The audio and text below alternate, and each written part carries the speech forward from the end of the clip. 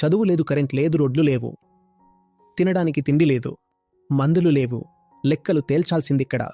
పేదల నిరక్షరాస్యత మీకొద్దు, crime rate మీకొద్దు, పరిశ్రమల శాతంతో పనిలేదు, విద్యుత్ సరఫరా వద్దు, మౌలిక సదుపాయాలక్కర్లేదు, రోడ్ల లెక్క వద్దు, మీకు కావలసింది కులగణన.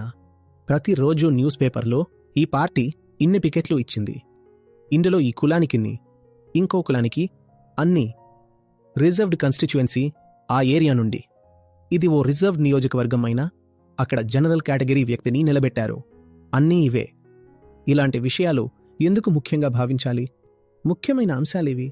అక్కడ పిల్లాడు చనిపోతున్నాడు, ఆడవాళ్లు చనిపోతున్నాడు, నిరుద్యోగులై యువకులు నిలబడ్డారు.